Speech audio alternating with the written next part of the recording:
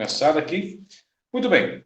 A nossa atividade de hoje, ela está baseada na aula de número 2. Eu vou estar compartilhando com vocês, deixa eu só organizar aqui certinho quais são os pontos que nós iremos trabalhar, que está na aula de hoje, na aula número 2.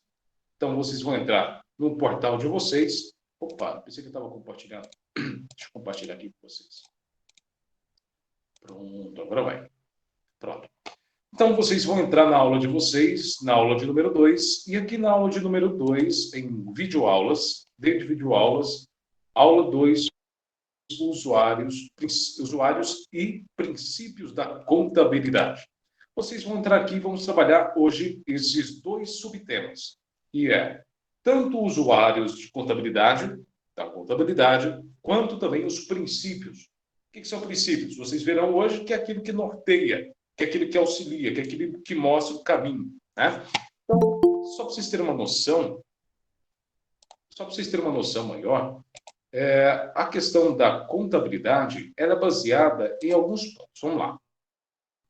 Aqui, por ser um curso, uma matéria do assistente administrativo, vocês vão ver que ela não é tão profunda. Ela não vai aprofundar tanto como se fosse no curso de contabilidade. Porque se você quiser aprofundar nesse assunto, eu indico para vocês um curso de contabilidade, um curso de qualificação na área de assistência de contabilidade, assistente de contabilidade, se não me falha a memória, igual eu falei um tempo atrás, o Senai tem. Esses cursos de auxiliar, esses cursos de auxiliar de contabilidade, esses cursos de auxiliar de recursos humanos, eles são mais focados mesmo. É quase igual, não é 100% igual a um superior, claro, mas é o básico para você entender como é que funciona você ali com um braço direito do contador ou do recursos humanos. Só que vocês têm uma noção, vamos lá.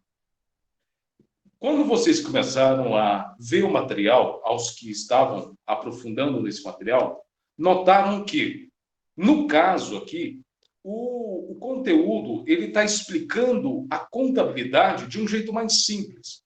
Claro que vocês vão ver bastante palavras que é bem difícil.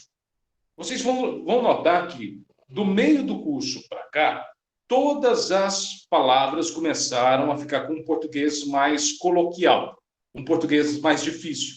Professor, e nesses casos, o que a gente faz? Simplesmente, gente, vocês têm o Google na mão. Joga no Google. Você não conhece a palavra? Joga no Google. Por exemplo, um tempo atrás, uma pessoal da turma, eu disse a palavra facultativo num grupo. Para quê? Grande parte. Professor, mas fala coisa mais fácil.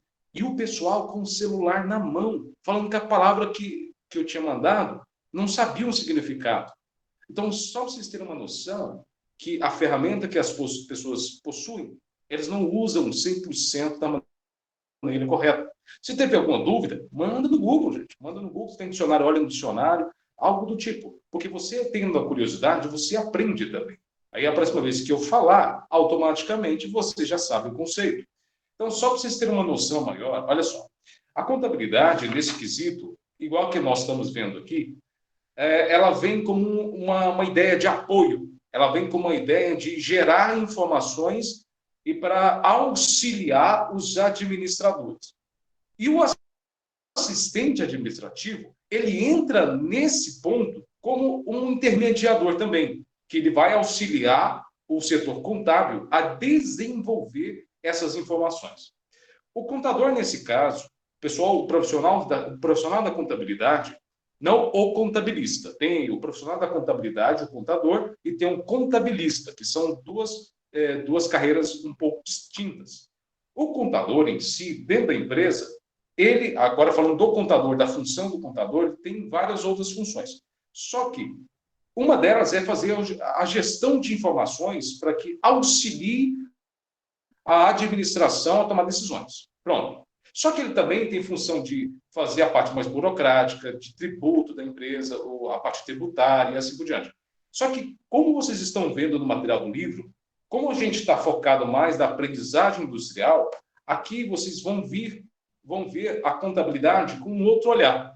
Vocês vão ver a contabilidade aqui com um olhar mais, então, além de toda a parte do contador, que tem muito mais coisas para ser contador, muito mais conhecimento para ser contador, um dos pontos que ele auxilia é na elaboração de demonstrações de informação, ou demonstrações contábeis, ou simplesmente demonstrar como é que está a saúde financeira da empresa para os diretores da empresa, supervisores, ou até mesmo presidentes da empresa, o presidente da empresa, para que, com essas informações, em posse dessas informações, tome-se a decisão certa, se vai mexer em preços, se vai cortar custo e assim por diante. Então, o contador, nesse caso aqui, ele tem um papel fundamental que é esse auxílio.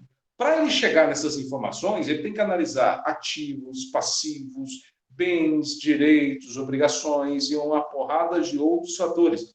E claro que ele tem que permanecer ali mais fiel possível a todas as informações que estão sendo geradas pela tesouraria, que faz parte da contabilidade, os caixas, as vendas, o setor de venda. Então, toda a movimentação dentro da empresa, gerada dentro da empresa, esse contador, ele está registrando. Esse contador, essa parte contábil da empresa, ela está ali analisando, registrando, levantando informações para que eles passem toda a informação. Claro que tem que fazer todo o levantamento para fazer pagamento de impostos e tal, mas, além disso, nesse caso que a gente está vendo aqui, uma das principais opções, objetivos, é fazer esse levantamento de informações para fazer assim, gestor, diretor, presidente, nossa situação financeira é essa. Pronto. A partir munido dessas informações, os contadores vão pegar o que eles têm como mais base, ponto de entendimento, e vai repassar aos diretores. E os diretores, baseado no que o contador fez o levantamento, o setor contábil fez o levantamento, eu vou falar que o setor contábil, porque eu vou inserir todos os profissionais desse setor dentro dessa explicação, e quem estiver ali, que auxiliar nesse levantamento, vai ajudar os diretores a falar assim, realmente, está entrando muito pouco dinheiro esse mês. A gente está tendo muita inadimplência, então a gente vai fazer uma negociação com os inadimplentes, e assim por diante. Professor, o que é inadimplente? Pesquisa aí no Google. E o que é inadimplente? Ou inadimplência? Vou dar uma dica. Pessoas que devem e não conseguem pagar. Pronto, essa é a principal dica. E hoje, baseado nesses dois pontos, a gente vai ver quem são essas pessoas, quem são esses usuários, quem são esses cargos que têm acesso, ou às informações geradas pela contabilidade, ou a quem interessa as informações levantadas pelo setor contábil. Olha só, vocês vão ver na aula de hoje, além disso, nos vídeos da aula de hoje, dois pontos. O usuário interno e o usuário externo. Tanto o usuário interno quanto o usuário externo têm acesso às informações da empresa. Ou melhor, informações sobre a contabilidade da empresa, sobre o fluxo de ganho da empresa, fluxo de caixa, o que a empresa tem, o que a empresa está perdendo, quanto a empresa ganhou, todas essas informações referentes ao financeiro, os usuários, tanto interno quanto externo, têm acesso. Agora, a gente basta entender o que é um tal do usuário da contabilidade interna e o externo. Vamos colocar em dois pontos. Eu vou colocar uma forma ilustrativa para que vocês interpretem melhor. Suponhamos que você tem aí uma planilha na sua casa. Você mora com seus pais e você fica responsável por fazer o registro de toda a movimentação financeira da sua casa. O que a sua mãe gasta, o que seu pai gasta, tudo você registra. Não alterna nada. Gastou 1 centavo, pai chega, filho, gastei 1 centavo, lança na planilha. Então, tudo que for gastando e ganhando dentro da casa é tudo lançado em uma planilha. Isso com transparência para que todas as pessoas dentro da casa tenham acesso, olha só, tenham acesso àquela planilha. Mesmo que as outras pessoas não saibam interpretar muito bem como é que lança e retira, ou exclui, ou analisa a planilha, mas elas têm acesso.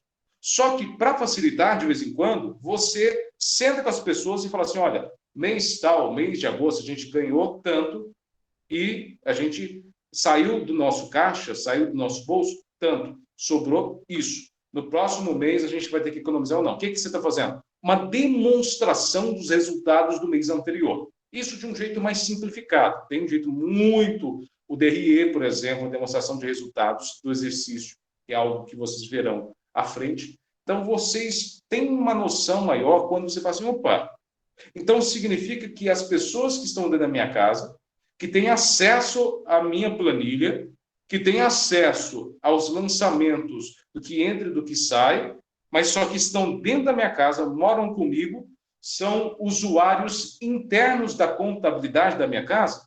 Exatamente. Se eu, seu professor, chego em sua casa e falo assim, olha, Joaquina, eu queria ver as contas da sua casa. Você fala assim, tá, mas isso não te interessa?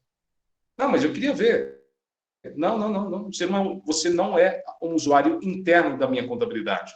Você não tem autorização para visualizar as minhas contas. Então, se eu pedir acesso e você não me deu, significa que é somente os usuários internos da sua casa que têm acesso a essas informações. Se você for trabalhar numa empresa que as contas da empresa são abertas para os funcionários, significa que a contabilidade naquela empresa ela é aberta aos usuários internos. Traduzindo, a todos os colaboradores da empresa, ao que interessa, as contas da empresa, o que ela ganha, para onde vai, são abertas e são transparentes para quem trabalha ali. Pronto. Simples, fácil e objetivo. Usuários externos, por sua vez, é alguém que é fora da empresa, é alguém que é fora da sua casa. Suponhamos que o governo ele queira saber quanto você ganha. E, no caso, para ele saber, você precisa fazer a sua declaração anual,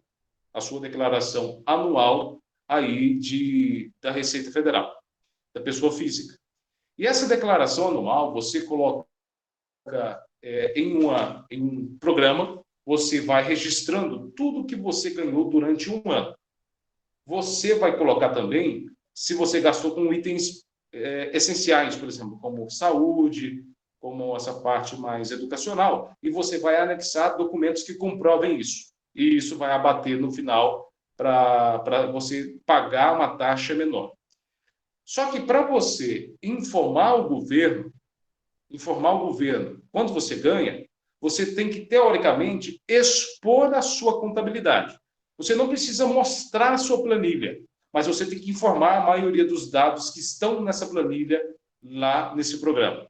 O governo, nesse caso, se torna um usuário externo da sua contabilidade. Traduzindo, ele vai ter acesso à grande maioria das informações contábeis da sua casa. Pronto. Outra coisa também é quando você vai fazer um empréstimo num banco. O bancário, né, ele vai falar assim, olha, você quer, por exemplo, fazer um empréstimo? Quero. 10 mil? 10 mil. Ótimo, muito bom. Só que antes de dar o empréstimo para você, eu queria saber mais ou menos quanto você ganha durante um ano. O que ele quer? Ele quer ter acesso à sua contabilidade da empresa ou contabilidade da sua casa. Ele quer saber, ou ela quer saber, se porventura, o que entra será necessário ou suficiente para que você pague o seu compromisso naquele momento.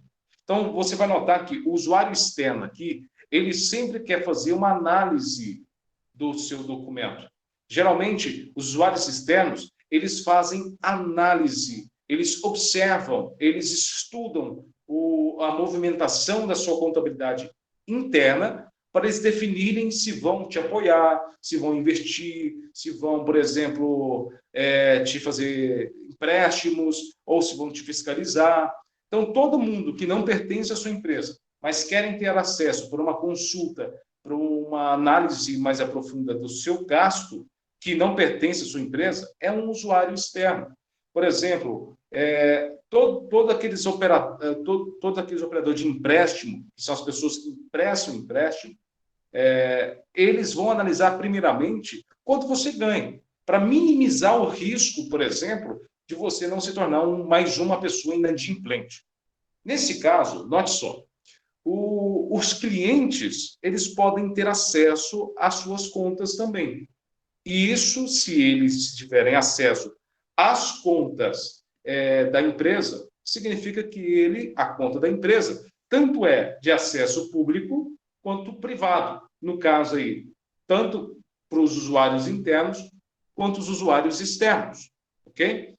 Quem mais tem acesso a essas contas é quando a empresa ela é de capital aberto. O que significa de capital aberto, professor? Uma empresa, quando ela tem um único dono, as informações referente ao que ela ganha, o que ela não ganha, ou lucro ou prejuízo, é entre os donos da empresa, e se os donos da empresa quiserem compartilhar com os funcionários, ele compartilha, senão ele nem vai falar nada. Só que tem um fator. Se a empresa ela vai para a Bolsa de Valores, e qualquer pessoa pode ser um sócio anônimo, claro, para comprar uma porcentagem daquela empresa, ele tem que deixar toda a empresa, toda a contabilidade da empresa pública. As pessoas que são ou não da empresa, que queiram investir ou não na empresa, seja ele concorrente ou não, eles têm que ter acesso a quanto que a empresa está rendendo, quanto que a empresa está tendo de prejuízo. E, em cima disso, essa exposição dessas informações para outros usuários que não pertencem à empresa são definidos como usuários externos, tá bom? Simplesmente assim, usuário interno, pessoas que estão dentro da empresa, que têm acesso às contas da empresa, que têm acesso ao fluxo de capital da empresa, fluxo financeiro da empresa, e os usuários externos, pessoas que analisam o fluxo dessa empresa, o caixa dessa empresa, tanto para fiscalização como simplesmente para consulta, e não pertencem ao quadro de colaboradores da empresa. Traduzindo, um é funcionário, os outros não. Esses outros podem ser governo, banco, concorrentes, clientes, fornecedores e assim por diante, que vão analisar todas as suas contas internas para saber se você é um potencial risco de investimento ou simplesmente um potencial risco aí de inadimplente. E assim por diante. Claro que também tem a questão da fiscalização. Depois que a gente entendeu o que é um usuário externo e o usuário interno, que é aquele que ali, fazendo um breve resumo, que é aquele que interessa as contas da empresa, temos aí os princípios, que é aquilo que norteia, que é aquilo ali que vai nortear o setor, ou até mesmo a contabilidade, a tomar certas decisões. É aquilo que vai trilhar ou vai ajudar a tomar decisões na área contábil. Os princípios da contabilidade, ela vem como se fosse um norteador. Se na dúvida você não sabe por onde começa ou qual é o que eu tenho que fazer, os princípios da contabilidade, que são 7 nesse caso, vão auxiliar a você a fazer o desenvolvimento das atividades no setor contábil. Olha só, um dos primeiros princípios da contabilidade é o princípio da entidade contábil. Toda vez que eu falar entidade contábil, de novo, o primeiro princípio é o princípio da entidade contábil. O princípio da entidade contábil, eu posso resumir com uma coisa só. Vou cuidar do financeiro da empresa. Como assim? Antigamente, o contador auxiliava o dono da empresa e os sócios ganhando um único salário. E muitas das vezes misturava-se as contas da empresa com as contas dos sócios. O princípio da entidade contábil é foco na empresa, para a empresa e análises da empresa. Traduzindo, eu só vou analisar as contas da empresa. Não quero analisar contas de sócio, não quero analisar contas do dono da empresa, porque são pessoas diferentes. Por exemplo, o dono da empresa é uma pessoa física. Ele é uma pessoa jurídica por uma questão, porque ele tem empresa. Só que a empresa em si, a pessoa jurídica, nesse caso, a empresa, a entidade contábil, ela tem vida própria. Calma aí, professor, o senhor me confundiu. Uma pessoa física, ela pode ter uma empresa? Pode. Quando a pessoa física ela tem empresa, ela tem uma pessoa jurídica, correto? Correto. Então, ela deixa de ser pessoa física? Não, ela continua sendo uma pessoa jurídica. Ela deixa de ser... Deixa eu refazer, ficou meio confuso. Uma pessoa física, ela não deixa de ser pessoa física se abre uma pessoa jurídica. O termo pessoa jurídica se dá para uma entidade empresarial ou uma entidade contábil, que tem, teoricamente, vida própria. A pessoa física que responde por ela é que vai ser acionada, muitas das vezes, na justiça, porque ela está respondendo civil e criminal e trabalhisticamente para aquela empresa. Ele está à frente, está zelando por aquela empresa. Então, suponhamos que, como se fosse um filho dessa pessoa física, só que ele responde por ela. Só que essa pessoa física, essa pessoa jurídica, no caso a empresa, ela tem uma vida própria. Então, as contas da empresa, o que a empresa ganha ou deixa de ganhar, pertencem somente à empresa. Qual que é uma das maiores problemáticas do setor financeiro? Qual que é uma das maiores problemáticas dos empreendedores iniciantes? Misturar contas pessoais com as contas da empresa. Jamais, em hipótese alguma, pode ter na planilha, jamais, em hipótese alguma, na mesma planilha que você faz o lançamento de entrada e saída da sua empresa, não pode misturar com as suas entradas e saídas de contas pessoais. Tem que ser tudo separado. O princípio da entidade contábil é o foco principalmente no zelo pelas contas da empresa, sem haver essa mistura de contas dos donos com da empresa. Então, as contas da empresa é contas da empresa e contas dos sócios é conta dos sócios.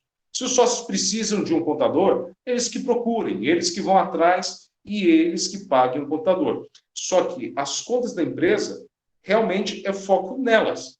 Por isso que é o princípio da entidade, o foco na empresa, e não nos donos, e não nos sócios. Foco nas contas da empresa. Trabalhar para a gestão de informações, tributos, alguma coisa do tipo, 100% em cima da empresa. Ok.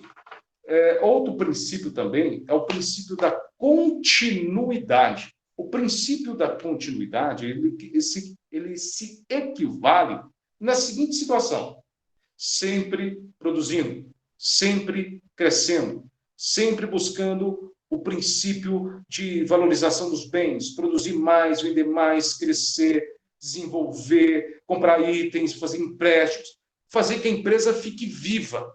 Porque, por exemplo, não adianta você abrir uma empresa, vender uma vez ali, outra aqui, vai lá, faz um investimento pequeno.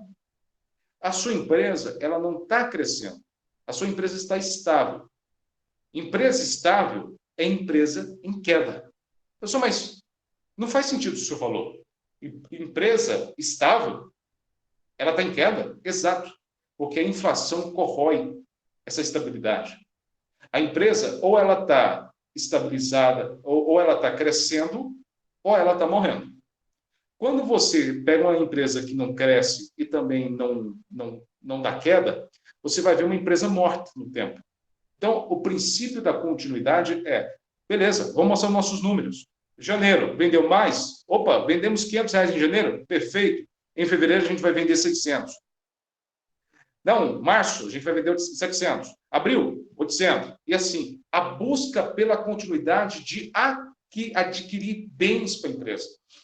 A questão é, professor, então eu estou falando aqui que a continuidade é fazer a busca por mais e mais capital? Exato. Porque a empresa, ela precisa, o que mantém uma empresa de pé é a venda do capital, é atrair capital, é vender o seu estoque para trazer em financeiro. Porque se você não tiver essa movimentação, se você não tiver esse princípio, que é o crescimento contínuo, você pode ter certeza que a sua empresa ela vai afundar. Se vocês notarem, quando vocês começaram a vender, e agora, os últimos resultados, vocês vão notando um certo crescimento. O que significa? Que a sua empresa está dentro desse princípio da continuidade. E para a área contábil, isso é fundamental. Na área contábil, o princípio da continuidade ele se dá para empresário, Nós, da contabilidade, incitamos a você. A gente precisa investir mais, investir em maquinário, incentivar a partir de informações. Porque é a partir das informações geradas pela contabilidade que os donos da empresa vão saber se podem investir mais, se tem que recuar e assim por diante. Mas o princípio da continuidade é essa principal ideia de adquirir, de crescer, de desenvolver. O que nos leva ao outro princípio, o princípio do registro pelo valor original. O princípio do valor original ele se dá pelo principal ponto. Tudo que acontecer na empresa, tudo que acontecer e houver alguma forma de pagamento, eu tenho que registrar com o valor que realmente aconteceu. Suponhamos que seja R$ 12,33. Como é que eu devo fazer esse registro? R$ 12,33. Esse registro geralmente é feito pelo caixa ou pela tesouraria e analisada pela contabilidade. Só que eu, contador, levo em consideração, ou eu, assistente do contador, o assistente administrativo na contabilidade, vou levar em consideração o quê? Esses 12,33 ou arredondo? Não, os 12,33. E se for, por exemplo, uma moeda estrangeira? Se for em dólar, se for em euro, se for em peso? Note só que quando você pega uma moeda estrangeira, se o valor que for compra ou paga alguma coisa em outro país for em dólar, quando eu for registrar, eu tenho que colocar a informação que o valor foi pago em dólar, mas só que quando eu for registrar e fazer o levantamento das informações, colocar no demonstrativo contábil ou até mesmo no fluxo de caixa, eu tenho que colocar em real, porque a moeda corrente do nosso país é o real. É o real. Então, não adianta eu colocar numa planilha em dólar, sabendo que o dólar ele é mais caro do que o próprio real. R$ 1 equivale a $5. Então, não bate as informações. Então, eu teria que fazer o câmbio, né, trazer o valor, por exemplo, a gente comprou um equipamento de $5.000. Aí eu pego esses $5.000, faço a mudança para o real e faço o registro ali. E depois eu coloco nas observações. O registro pelo valor real é isso, pelo valor original. Outro ponto também, que é o quarto princípio é o princípio da prudência. Vocês se lembram que, há um tempo atrás, aos que fizeram um projeto, eu pedi há um tempo atrás, a grande maioria dos grupos, uns grupos que a gente está fazendo, que antes de começar a fazer a venda, ser uma planilha de custos, fizesse o seguinte cálculo. Pegasse o mesmo produto, suponhamos, o Toddy de, sei lá, 60 gramas. Estou colocando aleatório aqui. 60 gramas. Esse Toddy, você iria perguntar no primeiro, segundo e terceiro fornecedores qual é o preço. E cada fornecedor dos três tinha um preço diferente. Se o fornecedor 3, o mais caro. Aí, beleza. Em que eu me baseio para precificar o meu produto? No valor do primeiro, que é o mais barato de todos, do fornecedor 1, do fornecedor 2, que é mais ou menos, ou do fornecedor 3, que é o mais caro. Indicado basear em cima do mais caro, porque como o fluxo de inflação do Brasil ele equivale a qualquer movimentação na bolsa mexe no valor do produto, a próxima vez que você for voltar lá, o Toddy não vai estar o mesmo preço nos outros dois principais fornecedores. Suponhamos que você precifique seu produto no fornecedor 1, que é o mais barato. Teoricamente, ficaria muito mais barato e acessível o preço no final. Só que quando você, por exemplo, volta para fazer uma nova fornada, precisa novamente comprar o produto, você vai notar que o produto que você comprou antes está mais caro. E se você não repassar o preço para o seu cliente, a sua margem de lucro vai ser comida. Então, você vai ficar com uma margem de lucro menor, porque você não vai poder passar o preço para o cliente, porque senão você perde ele. Se você precificar no valor intermediário, corre risco ainda? Corre um risco de 50%. 50%, tanto para aumento quanto não, para repasse desse valor. Só que tem um fator. O princípio da prudência, nesse caso, é Tá, a gente vai basear o valor no maior produto, sabendo que pode haver uma variação. Assim, a gente não vai tomar um susto na hora de comprar o produto, correto? E vamos basear também que o mês de setembro pode ser pior do que o mês de agosto.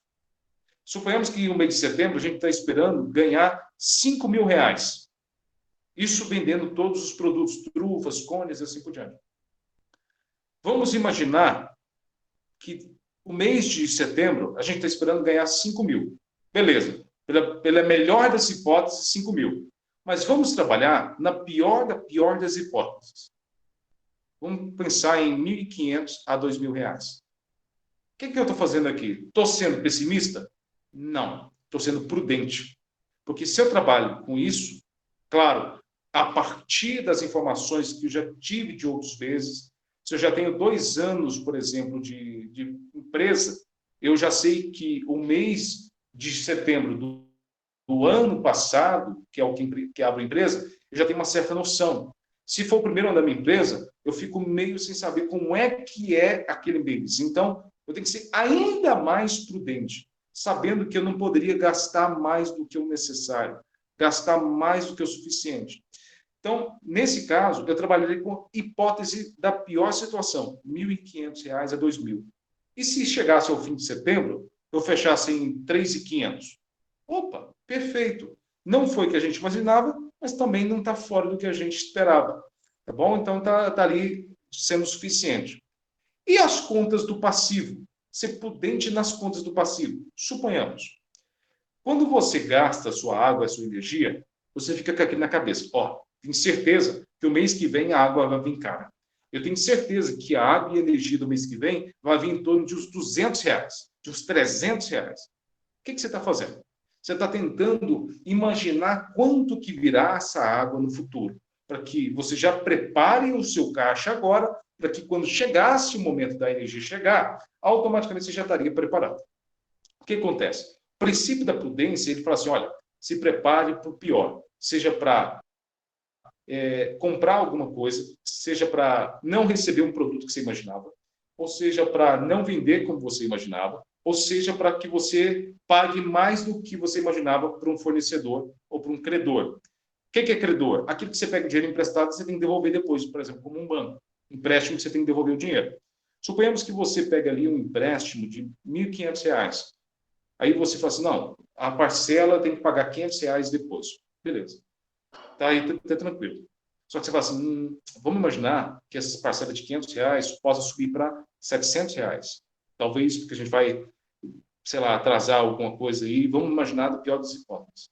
Então, o que você está fazendo? Você está trabalhando com uma possível realidade e vai em busca para tentar se preparar para essa realidade. E é isso que mantém os pés no chão da contabilidade. Então, esse setor contábil fala assim, olha, tem estoque? Tem. Nossa, temos aí 150 trufas para vender. Perfeito. Tá, na pior das hipóteses, quantas a gente pode não vender? 100? Beleza, vamos trabalhar com a estimativa de que podem não sair 100 trufas. Então, a gente já tem que preparar. E nessas 50 que ficou, quanto a gente rentabilizaria? Em cima desse que a gente rentabilizaria, dessas 50, quanto que a gente conseguiria, por exemplo, em cima dessas 50 trufas, quanto a gente conseguiria pegar para pagar nossas contas? Se a gente vendesse essas 50 trufas, daria aí uns 1.500, e hoje, em conta fixa e variável, a gente precisa de R$ 1.000, sobrando ali R$ 500 ainda para manter em lucro a empresa, mesmo sobrando outras 100 trufas. Olha, noção. Esse princípio da prudência é trabalhar com a realidade, trabalhar com o que pode acontecer e que pode atingir a empresa, se preparar para as coisas piores. Quando a pessoa fala assim, não, mas não, nada de mal vai acontecer, a gente vai crescer, a gente vai ganhar dinheiro, a gente pode fazer mais, pode fazer muito, pode fazer muita trufa e vamos vender tudo. Não adianta, você pode sair no prejuízo.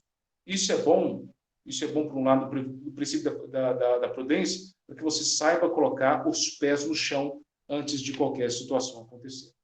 Outra coisa também, que já encaminhando aqui para o final, é o princípio da competência. O princípio da competência quando eu falo competência, Eu falo de registro em um determinado mês. Tudo que for registrado ou acontecer, por exemplo, em agosto, tem que ser registrado no mês de agosto, porque é da competência de agosto.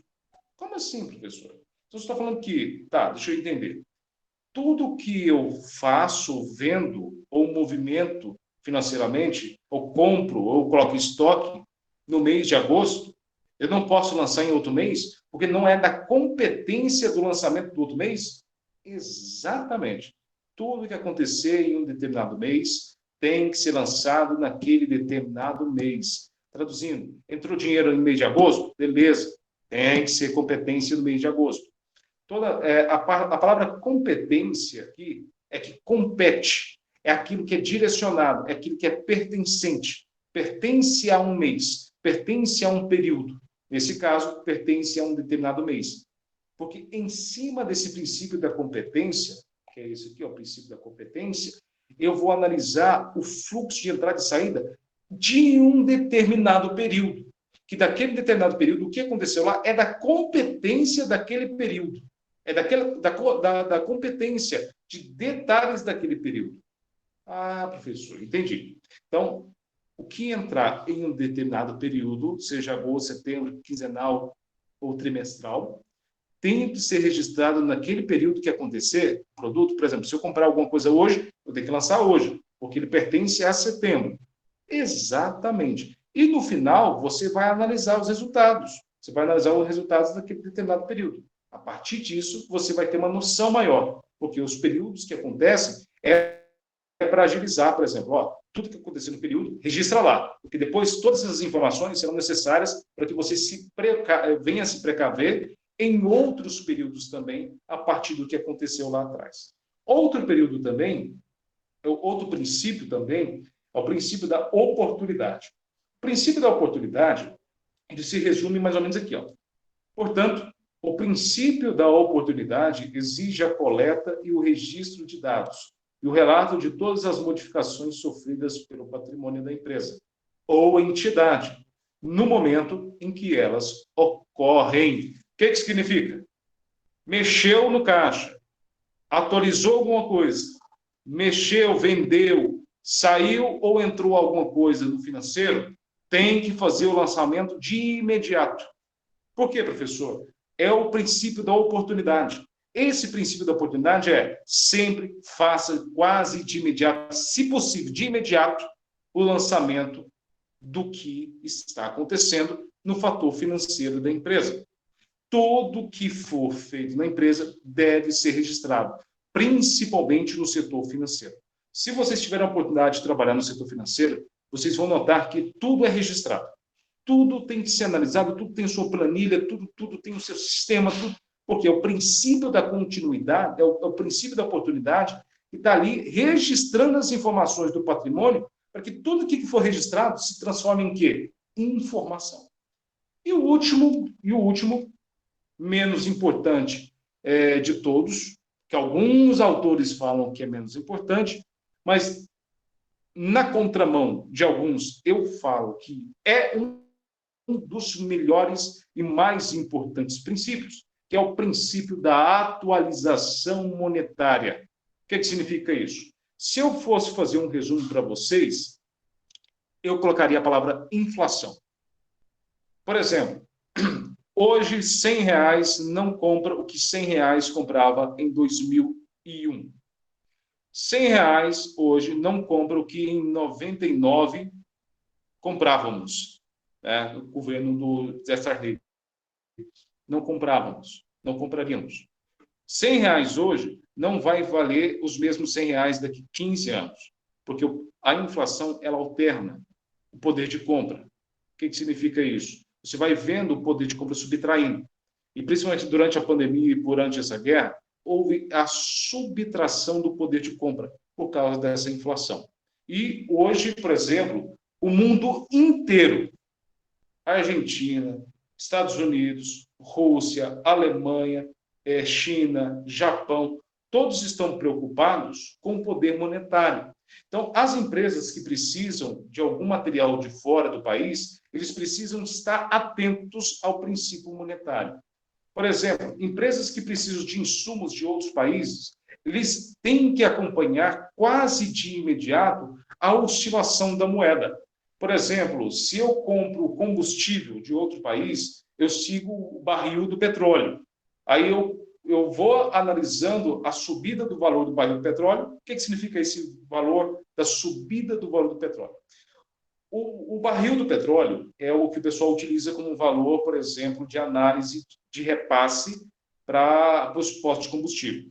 Se aumenta lá fora, aumenta aqui, porque a gente não tem o que a gente chama de refinaria, que é como se fosse uma empresa que faz o melhor, refina a espessura ali do petróleo, que seria o necessário para ir no processo de produção até que se transformasse em combustível. A gente não tem essa refinaria, daí era para ter, mas não tem. Então a gente tem que pedir uma metade do petróleo de fora. Então, quando a gente compra de fora, a gente tem que pagar em dólar. E quando a gente tem que pagar em dólar, isso também rebenta quando a gente repassa o valor aqui dentro. Então, para que aconteça um repasse mais fidedigno ao poder monetário do país, eu preciso fazer o acompanhamento do dinheiro, do fluxo, da inflação do país. Se está crescendo, se está subtraindo. E até é engraçado porque a deflação que está acontecendo, o que é deflação? A queda da inflação, ela tem que acompanhar esse valor monetário. O que significa isso? Que a queda ou o aumento tem que ser repassado na produção dos produtos. Se você for notar agora, por exemplo, um tempo atrás eu fui comprar um mouse. O mouse eu quase arranquei meu rim lá e deixei para o pessoal lá. Porque o mouse antigamente se comprava lá por R$20, R$30. Hoje você não sai com o mouse mais ou menos aí por menos de R$60. Eu falo assim, mas que porcaria é dessa? É só um mouse que mexe no negócio lá, algo mais simples. Então, só para vocês terem uma noção, é algo muito delicado, né, de certa forma, a ser analisado. Muito bem. Então, baseado nisso, deixa eu só tirar aqui, porque uma água aqui caiu aqui, para não ir no notebook. Senão queima esse trem aqui, que misericórdia. Aí, falando sobre esse negócio, para arrumar esse trem seria um inferno. Mas vamos lá. Então, baseado nisso, olha só. O poder do princípio do monetário, ele também segue uma outra forma, que é o que a gente chama de convenção. O que é convenção? Aquilo que norteia os contadores. O que norteia os contadores hoje são 3 princípios. Os princípios anteriores é o que norteia a atividade. O que eles fazem? Ou o setor contábil. Já esses outros 3 princípios norteiam a profissão. Tá bom? Que aqui seria o que eles estabeleceram para a profissão se estabilizar. Primeiro é o da consistência. Se você começou a fazer o lançamento de fatos contábeis, no caso, o que é um fato contábil? Aquilo que aconteceu, uma venda, ou sei lá, uma venda, ou um pagamento, um ativo, um passivo, saindo, entrando. Eu falo em relação a pagamento e recebimento. Se porventura aí entra o princípio da consistência, eu comecei a fazer a análise de um jeito. Eu comecei a fazer o lançamento da minha planilha de um jeito. Devo continuar desse jeito até finalizar as atividades da empresa. Ou até mesmo, eu posso começar de um jeito e ir melhorando, só que sempre buscando essa melhora contínua, ou simplesmente buscando da melhor forma possível para que todos os usuários entendam o que estão sendo feito ali. Outro princípio também, outra convenção que foram definidas pelo contador é o princípio da materialidade. O que significa isso? O princípio da materialidade se dá pelo seguinte momento. A gente precisa se preocupar com tudo ou a gente precisa se preocupar só com aquilo que realmente traz valor? A gente precisa se preocupar só com aquilo que nos interessa a empresa? Beleza, então vamos focar no que interessa a empresa. E vamos focar no que realmente interessa para o crescimento da empresa. Coisas que não são relevantes, a gente nem vai informar. Vamos informar só as coisas que são relevantes. Mas vamos registrar as coisas que são irrelevantes, porém vamos informar, relatar só aquilo que realmente faça a diferença. Exato, é o princípio da materialidade. Outro princípio, finalizando aqui, é o da objetividade. O princípio da objetividade vem com a questão da imparcialidade. O que é ser imparcial? Você não colocar a sua opinião. Você não colocar o seu, eu acho que deve ser melhor dessa forma. O contador ele tem que ser imparcial. Ele tem que seguir ali o que é da norma. Se estiver dentro da norma, beleza, ele vai fazer. Se não for na norma, tem que pender para um lado, ele não pode. Vou pender para o lado do governo ou vou pender para o lado da empresa. Não pode, ele tem que seguir o que está na regra.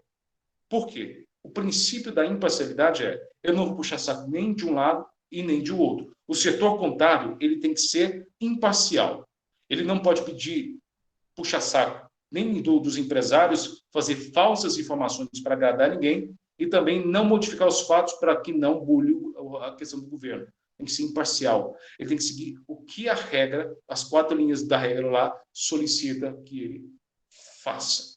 Tá bom? Então, esses 3 pontos, esses pontos principais que nós vimos hoje, vai auxiliar vocês a desenvolverem uma atividade que está aqui para que vocês realizem. Vocês virão em guia avaliações. Dentro da guia avaliações tem um questionário 2, que já vou deixar aberto para vocês. Tá bom? Esse eu vou deixar aberto aqui já para vocês.